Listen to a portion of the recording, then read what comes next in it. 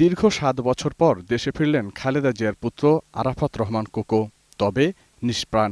২০০৮ সালের জুলাই মাসে থাইল্যান্ডে পাড়ি জমান চিকিৎসার উদ্দেশ্যে। তারপর সেখান থেকে যান মালয়েশিয়ায়। গেল শনিবার মালয়েশিয়ায় হৃদরোগে আক্রান্ত হয়ে মারা যান আরাফাত রহমান কোকো। সেখানে আনুষ্ঠানিকতা শেষে মঙ্গলবার দুপুরে বাংলাদেশে আসে তার মরদেহ। এ সময় শাহজালাল আন্তর্জাতিক বিমানবন্দরে নেওয়া হয় ব্যাপক নিরাপত্তা ব্যবস্থা। কোকোর মরদেহ সেখান থেকে দলীয় নেতাকর্মী বেষ্টিত হয়ে গুলশানে পৌঁছাতে সময় লাগে ১ ঘণ্টারও বেশি সময়। এ সময় কোকোকে বহন করা গাড়ি নিয়ে হেঁটেই গুলশানের উদ্দেশ্যে রওনা দেন তারা।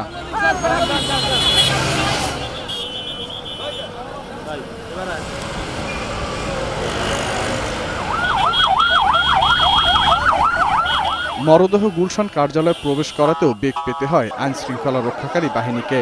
কার্যালয়ের বাইরে হাজারো নেতাকর্মী আর শুভেচ্ছাধারীরা ভিড় জমায়।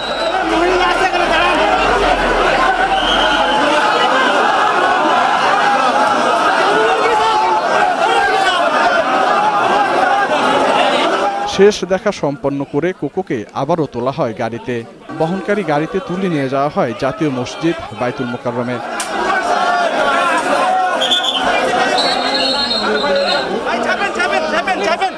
জসিম জুয়েল, ২১ টেলিভিশন, ঢাকা।